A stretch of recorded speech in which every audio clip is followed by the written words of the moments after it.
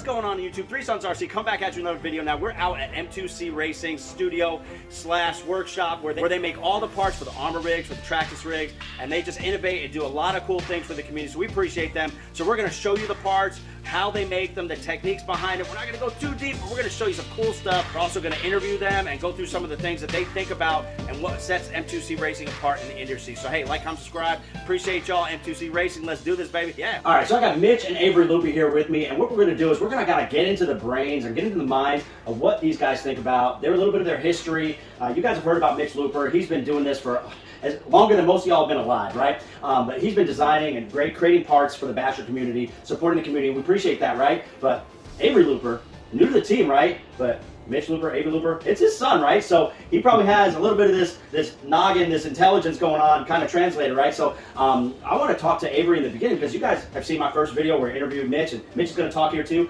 But Avery, let's talk to you real quick. Talk to me about your past training, your experiences. Where were you living? You were living where and doing what? And now you're back over here. Talk to me about that. Well, about 30 years ago, I moved out to California, and I've been machining parts in the aerospace and automotive industries in California for the past 30 years. I've been running shops out there. So I've got different types of experience as opposed to just in RC. And what I found is here, I've been able to apply the different things I've learned in the automotive by building cars, I build hot rods, I build engines, and the different things that I've learned in the aerospace industry and the tolerances we have to hold there. And I've been able to apply that and some of the techniques and technology that we use in those industries to the RC cars since I've been here. So you've been innovating and making parts for other types of applications, and now those techniques and that experience has translated well because of your mechanical background with automotive into RC, because a lot of the parts are similar, just on a smaller scale between an RC and a real life full-size one-on-one vehicle. Absolutely. Sweet. Right, so here's how we developed this part. We're on the cutting edge of technology with 3D scanning. We take the part and we paint it with, this is actually great primer so the scanner can see it good. We could actually scan within 0.002 thousandths of an inch. Wow. And this is a 3D representation of the part. And what we do is we pull this into SolidWorks and we can draw our part on top of that. And that's how we developed our new brace. What's your role, and now talking about that, is working hand in hand with your father now with M2C Racing? Well, what I've been able to do since I came here is take all the day-to-day operations off my dad's plate, okay? And that enables him to really get his creative mindset on and just be creative and focus on the things that he wants to do. We got the wizard himself, Mr. Mitch Looper here, hacking away on his computer imagery, doing the technical jargon behind. He could probably confuse me 3 times from Sunday on what he's doing right now. But he's basically programming the parts to communicate with the CNC machine, so that way it's accurate and it's done right. That's correct. Hey, so Mitch, your son coming on, joining the team. Right. Talk Talk to me about how rewarding it is to work father and son, and how cool was it for him to move back into the area? You know, this is not just like another great employee that you know. This is your son coming back in your life and working with you. How cool is that? Right. Well, it's really been great because, like he said, you know, he was out there in California for 30 years, and we did not get to see each other but just a few times in that time period. Right.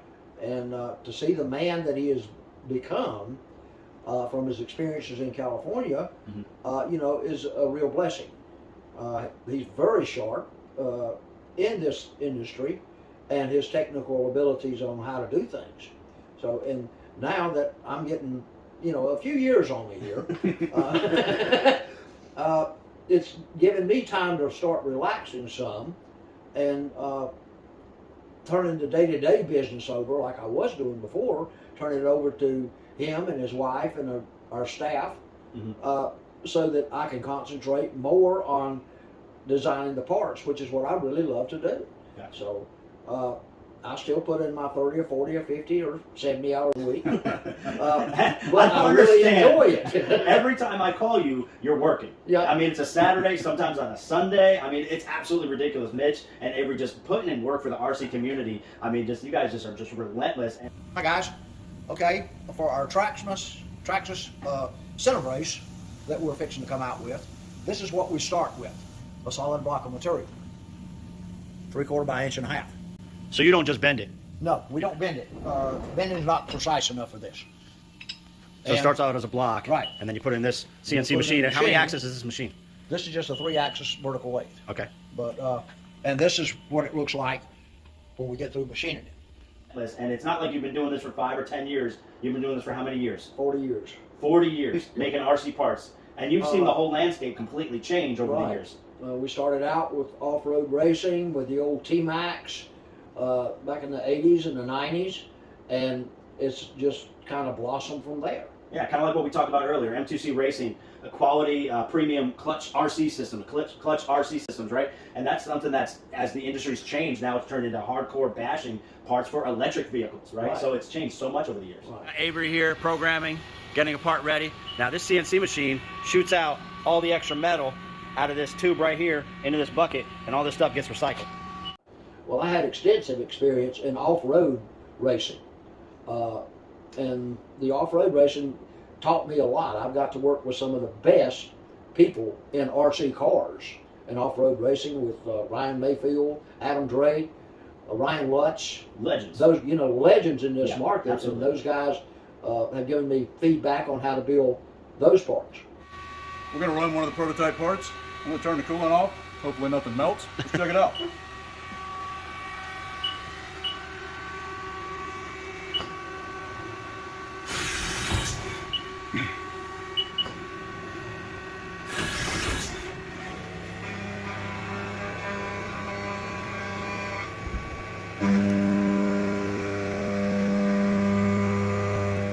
And that's putting the thread on there right now.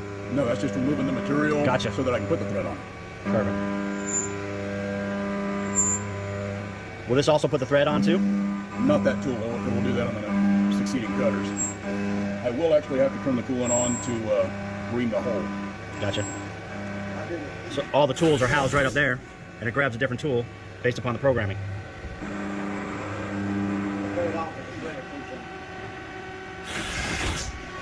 Just putting the hole? Yeah. And the coolant makes it so stuff don't melt. Yeah.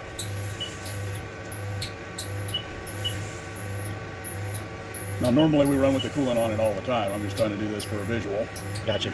Don't want anything to melt.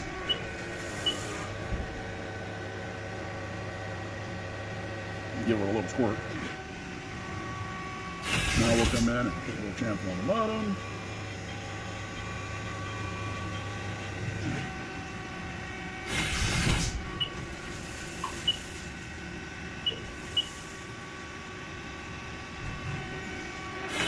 And now we'll do the thread.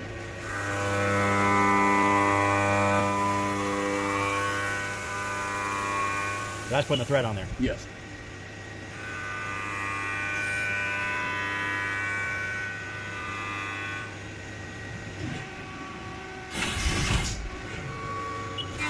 And that's a lot of passes for just one little part. Well, this is for the prototype.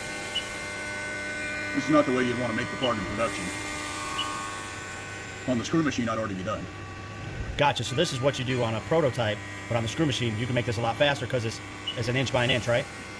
Well, on the screw machine, I can make it a lot faster just because of the configuration of the machine.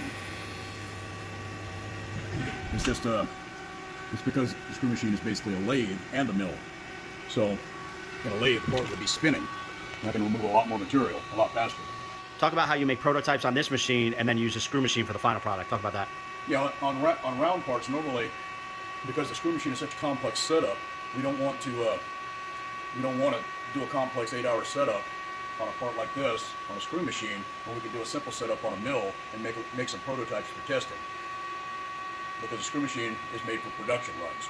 Milling machines, like this particular milling machine, are made for more one-off parts. It's easier to do. And there we go. Bam, that is quality right there. And what's the difference in production quality between, obviously there's a prototype on this machine, is it going to come out any different, the final product, as opposed to that, or is it just speed? Not too much, just speed. Yeah. You know, I mean, and honestly, I'd be running it twice as fast on this one had I had the coolant on. All that has just culminated into us being able to develop very good, solid, sound parts for the bashing industry. And on this machine, we're actually running the third operations and putting our mounting holes. So why does a CNC machine need to be used for even drilling into these blocks right here? Well, speed for one thing. Okay. Trying to do this by hand or on a manual drill press would be a real problem. Okay. So a CNC machine will repeat itself within plus or minus a couple of tenths of a thousandths. A couple tenths of a thousandth of an inch? Yeah. So that's super accurate, and it's faster. Right. And it's faster. It only takes about 30 or 40 seconds to do this operation. Nice. So you basically have different steps in each part. Right. So it has 5 different operations just in this one part. Right. That's why you can't sell them for 20 bucks. That's right. Yeah. So when you buy an M2C Racing part, you're not just buying a piece of metal. You're building a craftsmanship, years of experience and know-how, so you know what to do and you have a strategy. When you want to create something and create a solution, it's not just like, hey, let's make something out of metal that's plastic because the plastic's breaking or vice versa. Right. It's about creating solutions. Right. We study our parts, just like with the X-Max that we're starting to work on, because for regular bashing, it's fine. But when you start launching these things 30, 40, 50 feet in the air, that's a whole different mindset on RC cards. And then our test team that we use are some of the best in the bashing industry. And I'm going to get to them. Actually, my next question was, what is it that M2C Racing is so different from what other RC parts manufacturers are doing out there? Because there's places for a lot of those other companies and they do great stuff, but what do you guys bring to the table? What's so different? What are maybe the 1, 2, or 3 things that you guys are different? I think our test team is one of the most important parts of what we do. Yeah. I mean, we got the best bashers in the world. I mean, these guys are nuts, and I mean, they're doing crazy stuff. And what we do is we listen to them, It takes a long time to get these parts tested through these testers because they're trying to break the stuff. And they really are, and they're breaking the stuff, and they're not hiding it. Sometimes the parts fail. That's okay, because we want them to fail on our test team so that we know that your parts won't fail by the time you get them, Right. And that's what we want, and that's why our test team is so valuable. And we listen to the test team. When our testers tell us, hey, like this C-clip on the axle extenders we were going to use, I thought it was an awesome idea. I'm like, yeah, just pop C-clip on, no problem.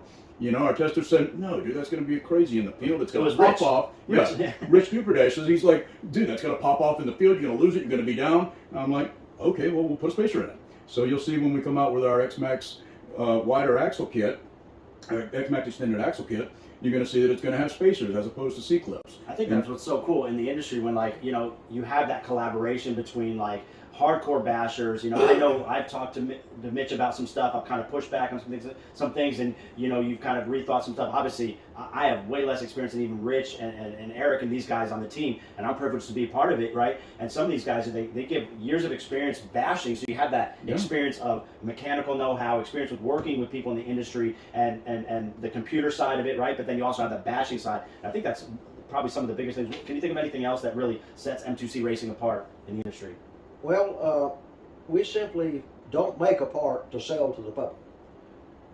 We are passionate about what we do and getting a part that does the job that you need it to do. Over here, our setup is we're making the little anchor plates that will go inside the skid plates. There's a single part that we make that doesn't have some slight improvement that makes it slightly better. It's not just a metal piece of that used to be plastic. There's always something. Anybody can load that into a machine, right? Anybody can copy a plastic part. Yeah. We put passion into it. We want it to be better. We genuinely want it to be better. We're like, we want it. Did you see that passion? Yeah, it's about innovation and creativity, right? And you got a word for it earlier. What did you call it? Artistry. Absolutely. It's art. What are you creating? It's absolute art. Yeah, you're creating art, right? And most people don't think of RC and art, but when you're really creative and you're creating solutions for the bashing community, there is really a creative side to it where you're not just clicking numbers into a computer. I mean, you guys are doing something different. Absolutely. When you see that M2C logo on a part, it's like an artist's signature. Now this part here, we design it on the computer, and then we list the tools that we want to use on this part. And we program the system so that we program each thing individually. The machine is not that smart. It can only read one line of code at a time and do that operation before it can go to the next one.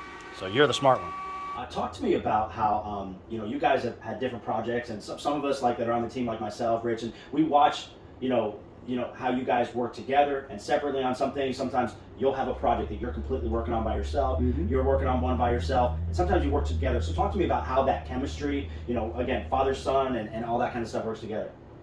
He's got his ideas just like I have my ideas. And, you know, I'll start developing something or he'll start developing something, or we'll run into a snag because your mindset is focused in one direction on what you're thinking. Yep. And sometimes you need an outside source to come back in here and look at it and say, well, what about this, or this?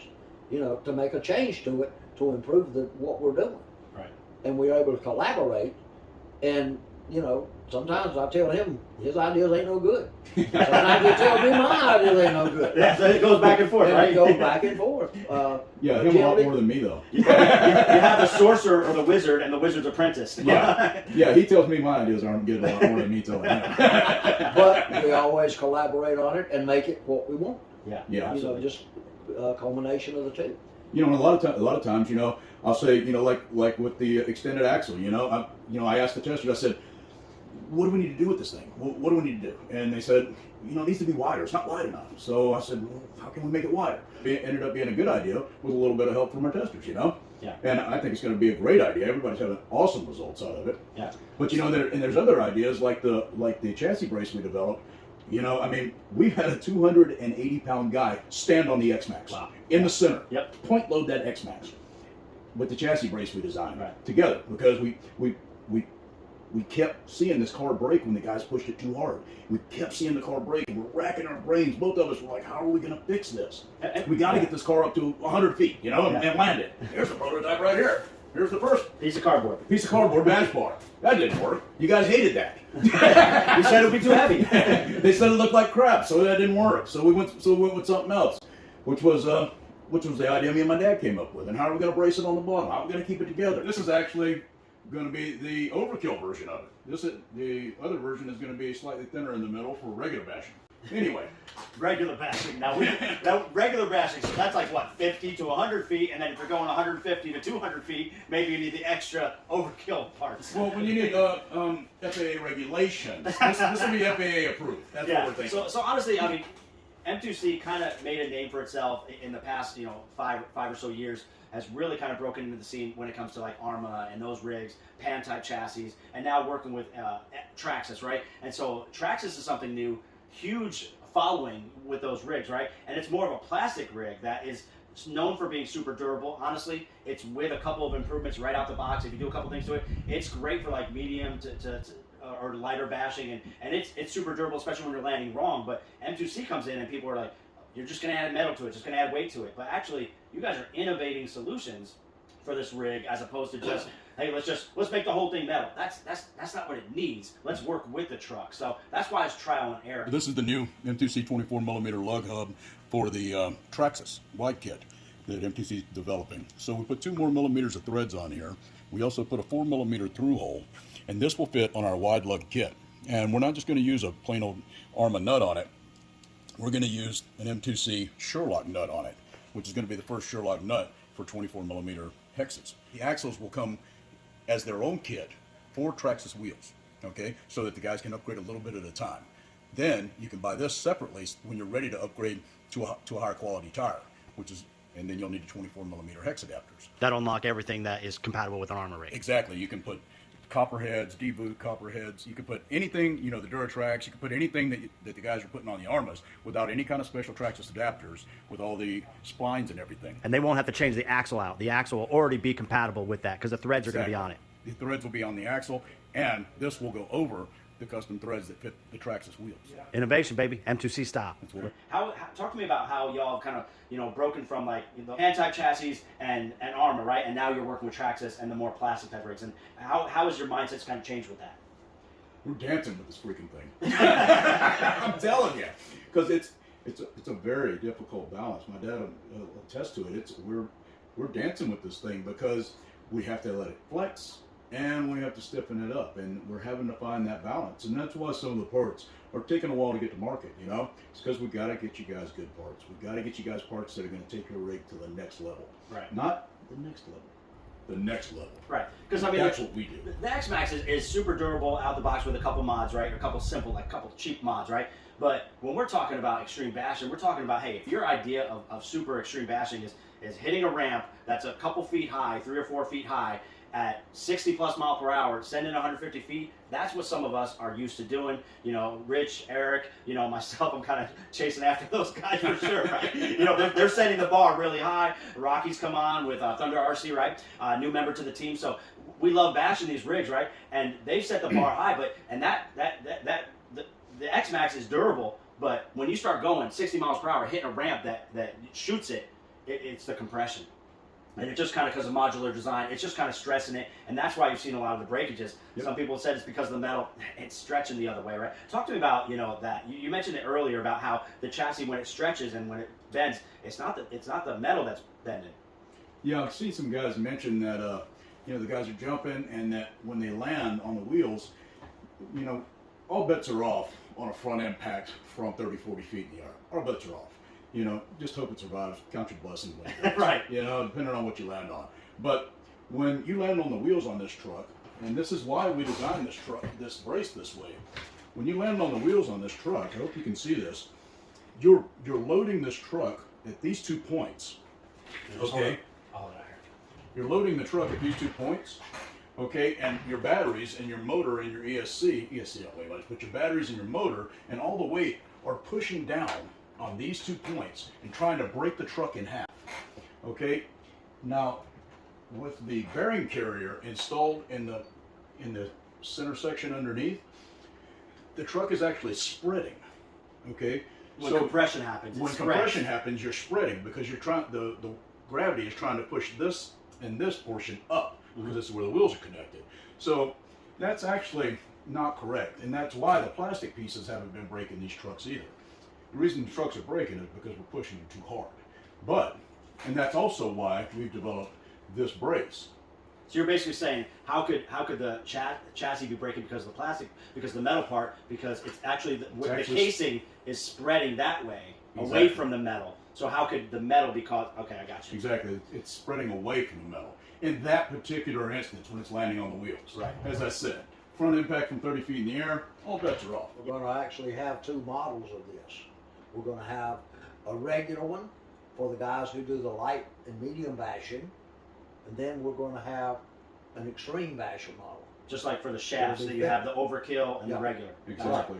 They're both way more durable than stock, but obviously depends on what you think you need. Yeah, exactly. One's going to be a little bit more heavy, and if you're landing bad more often, or you're just sending it like a madman, maybe you go, you know, when we land bad, it's nice to have M2C backing us up, but when you land bad, everything can break, so just know that everything has its tolerances, right? Yes, it does. All right, and this is a 10-axis Star Swiss screw machine.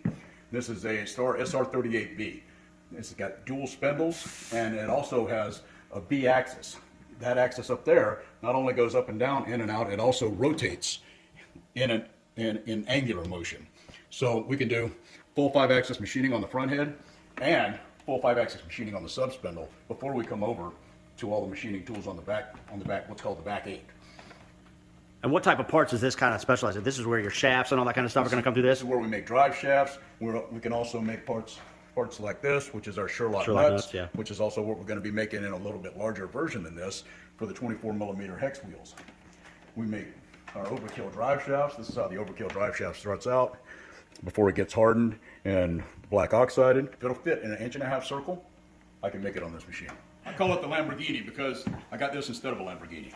So we won't talk about the price of the machine, but we're talking Lamborghini price, something like that. And actually, got another one on the way because production is going to be ramping up. So we're going to put another one right here. We're not just for extreme bashing. We do, that is our specialty.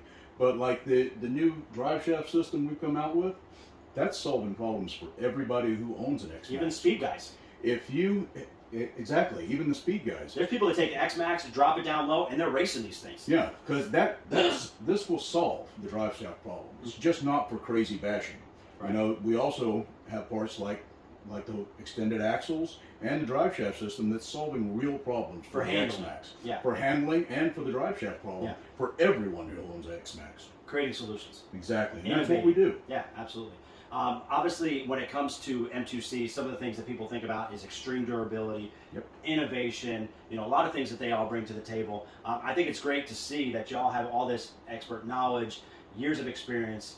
Avery bringing some new things to the table, working with Pops here, you know, obviously taking some things off his plate. I mean, just, you guys work together, and obviously the RC community, myself included, the whole test team, everybody out there, appreciate what y'all do. And we're gonna run a clip right now of the shop and all the things that they do. I'm gonna run you around, and we're gonna kind of go into, you know, the CNC machines, the screw machines, and what is that, how much these things cost. It's crazy. But, you know, you get to see that this is all parts made in the US of A, tested, bashed hard by the test team. Appreciate Mitch and Avery allowing me to come in here and talk to them, do a studio tour. So let's roll that studio tour. Hey, like I'm subscribed. Hey, appreciate y'all, Three Sons RC. Let's do this. All right. You might. Hey, what's up, everybody? We're going to give you a little quick tour through the shop. This is where the magic happens. This is where we do the programming, the development, and this is where we tear the cars apart on the first day, as you can see. All right, let's do this. All right. This is my dad's office. This is where he makes it happen. And how many CNC machines you got out here? We have 5 CNC machines here. This is where all the mills are, and we have CNC lathe and a CNC screw machine. All right. We can step through here. Shortcut.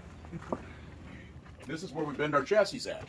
This is how we get those bends. This machine is from the 50s. This is real iron right here. This thing is so heavy. Nice. And here's chassis lined up, ready to go out to y'all. This is all the chassis you could ever want. This is our stock room. And this is where all the parts live until they get put in packages, sent out to you guys. Right, and there's a big machine back here that we want to show everybody. Absolutely. This is our 10-axis screw machine, which is where we make all the axles. Lots of axles. Traxxas axles are going to be made tomorrow. Going to make the prototypes tomorrow. Hopefully they survive. That's where the material is fed in the machine there. And this is where all the materials for this machine are stored. And this is all 7075 T6 with certifications, except for the steel, of course. This is our saw room and more material storage. And this is all the materials that we make the other parts out of, the chassis stock, round stock, lots of 7075 T6 material in this room. And what is this? This is the tumbling room. This is where we do the tumbling, which is the process that we use to polish the parts when they're done machining. Nice. Over there is our M2C one-to-one room. The one-to-one room. Hey, that's a pretty nice one-to-one rig you got going on. One-to-one room. This is Avery's little project room where he gets to work on all of his stuff out here. And this has all been cleaned out since I was last here, so. Yes, it has. Nice.